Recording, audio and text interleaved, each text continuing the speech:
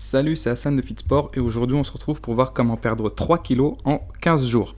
Alors, si la perte de poids t'intéresse, je t'invite avant tout à t'abonner et activer la cloche pour ne rien manquer de ce qui sort parce que vraiment je te prépare des pépites. D'ailleurs, tu vas voir que le contenu de la vidéo du jour est vraiment consistant. Donc, je t'invite à vraiment prendre en compte mes conseils, à les appliquer et tu verras que tu auras des résultats très rapidement. Alors, on démarre. Alors, la première chose à savoir, c'est que pour perdre du poids, il faut obligatoirement, et ça c'est non négociable, créer un déficit calorique. Alors, qu'est-ce que ça veut dire ? Un déficit calorique, c'est simplement le fait d'avoir plus de sorties de calories que d'entrées. Donc, si je consomme, si j'avale, si je fais intégrer à mon corps 2000 calories par jour, il faut que j'en dépense 2200 pour avoir un déficit de 200 caloriques. Et ce déficit-là, ce sera ma perte de poids. D'accord ?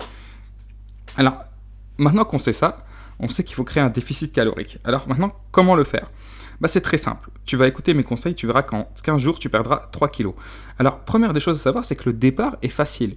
C'est-à-dire que si tu bouscules et que tu mets en place mes conseils, tu verras qu'en 15 jours, donc 15 jours, c'est relativement court, tu verras que tu vas perdre très très très rapidement tes premiers kilos. Pourquoi ? Parce qu'en fait, qui dit changement d'habitude, qui dit changement de rythme dans ta journée, dit adaptation de ton système nerveux.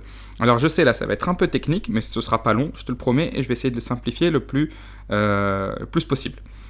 Donc, ton système nerveux, donc tu vas avoir des changements d'habitude là pour les 15 prochains jours, puisque tu vas faire comme je vais te dire de faire, et tu verras que ton système nerveux va devoir s'adapter. Et pour s'adapter, en fait, il va dépenser un peu plus de calories, il va dépenser plus d'énergie parce qu'il fait des choses dont il n'a pas l'habitude de faire. D'accord ? Alors quand je dis faire des choses, c'est tout aussi bien passer d'aliments, manger, des pommes tous les jours, ne serait-ce que d'aller changer et d'aller manger un peu de légumes à la place de ta pomme. Tu verras que pour la digestion, ton système nerveux va devoir s'habituer et y mettre peut-être un peu plus d'effort. Donc, d'ailleurs, c'est pour ça que dans les programmes de Comme J'aime, Weight Watchers, etc., ils te montrent une grosse perte de poids au début. Cette perte de poids-là, d'ailleurs, on ne sait pas s'ils la reprennent derrière, mais généralement, c'est à cause de ça. C'est-à-dire que ton système nerveux n'a pas l'habitude de ce genre d'alimentation, et donc le temps de recréer des habitudes, ça fait que tu vas perdre du poids, tu vas dépenser plus d'énergie au départ. Entre autres, évidemment. Alors, pour perdre 3 kilos en 15 jours, on va s'appuyer sur deux choses. 1, l'alimentation. 2, l'activité physique. Alors au niveau de l'alimentation, ce que je vais te conseiller, c'est de manger à tous tes repas, je veux que tu aies des aliments à satiété élevée, avec un indice de satiété élevé. Alors la satiété, c'est quoi ? En fait, c'est simplement le fait de se sentir calé, de se sentir plein, d'accord ? De ne plus avoir faim. En fait, il y a des aliments, c'est-à-dire que si tu manges un œuf et un peu de pâtes, tu verras que l'œuf a un indice de satiété supérieur aux pâtes. Donc avec la même quantité, si on pèse les choses, tu verras que les œufs, tu seras plus calé après avoir mangé tes œufs que tes pâtes. Donc déjà, moi ce que je te conseille, c'est de prendre des œufs le matin, d'accord, des œufs durs ou des œufs au plat, comme tu veux, peu importe. Je te conseille d'en prendre 2 tous les matins. Alors forcément, si tu prends tous les matins, essaie d'avoir des œufs de qualité, des œufs marqués 0 ou 1, donc c'est généralement des œufs, c'est des œufs dont les poules ont été élevées en plein air. Et donc tu verras que ne serait-ce que de manger des aliments à satiété élevée fait que tu auras moins faim, et donc tu mangeras moins. D'accord ? C'est logique.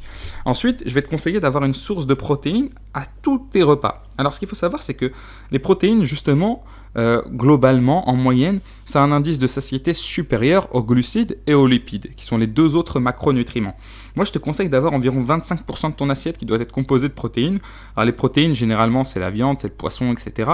Mais tu l'as aussi, comme je te l'ai dit, dans les œufs. Ensuite, il va te falloir 25% de lipides, et le reste, tu n'y mettras que des glucides, d'accord ? Et les glucides, c'est quoi ? C'est les pâtes, le riz, les pommes de terre, etc., etc. Si tu as faim, tu vas consommer une pomme, et pas plus. Et tu verras qu'avec une pomme, 10-15 minutes après, tu n'auras plus faim. D'accord ? Pourquoi ? Parce qu'en fait, l'effet de satiété arrive à peu près 10 minutes après le début de ton repas. D'accord ? Donc si tu manges une pomme et que tu patientes 15 minutes, normalement, tu n'as plus faim derrière. Ou alors, si vraiment tu as encore faim, n'hésite pas à en reprendre une deuxième, mais pas plus. D'accord ? Donc ça, c'est le côté alimentation. Donc je résume, aliments à indice de satiété élevé, tu peux retrouver une liste très facilement sur internet, il suffit de taper aliments à indice satiété élevé. Je te conseille de prendre 2 œufs le matin, d'avoir une source de protéines à tous les repas, et un quart de protéines, un quart de lipides, et le reste de glucides. Ensuite, côté activité physique. Alors, côté activité physique, on va voir deux cas.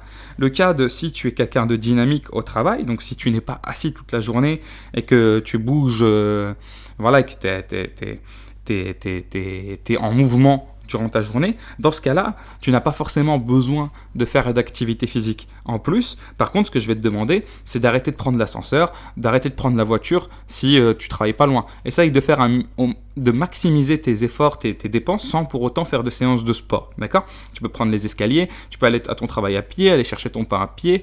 Si l'épicerie du coin est pas très loin et que tu as besoin de faire des petites courses, au lieu d'aller au Carrefour, va à ton épicerie, même si c'est un petit peu plus cher. Et puis voilà, tu vas perdre peut-être 1 ou 2 euros, mais tu auras marché. Donc voilà. Après, si tu as quand même envie de faire une activité physique, rien ne t'empêche de faire des petites séances. Moi, je conseille des séances, d'accord, courtes, de 15 minutes, pas plus, d'accord. Si par contre, au contraire, tu n'es pas quelqu'un de dynamique, que tu es souvent assis au travail, je vais te conseiller plusieurs choses. Première des choses, ça va être de ne pas rester assis quand tu es face à ton bureau, par exemple. Essaye d'être debout.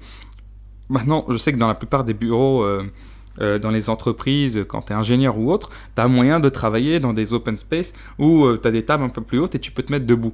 Alors, il faut savoir un truc, c'est que travailler debout et travailler assis, on peut croire qu'on ne se dépense pas tant que ça, mais en réalité, voilà, il y a 200-300 calories d'écart très facilement à la fin de la journée. Donc, je t'invite à essayer de rester le moins assis possible. Et du coup, par contre, à toi, je vais t'imposer, d'accord, de faire un peu de sport tous les jours. Quand je dis un peu, c'est 15 minutes, d'accord, 15 minutes d'activité physique, tu te mets en jogging très rapidement et tu me fais un peu d'exercice, un peu de musculation à la maison. Tu peux mettre une vidéo YouTube et essayer de suivre un peu 10-15 minutes par jour, pas plus. Et tu verras que tu perdras tes 3 kilos en 15 jours si tu suis mes conseils. Alors attention, attention, attention. Il y a une risque de reprise derrière, d'accord. Le fait il y a des chances que tu reprennes ton poids derrière.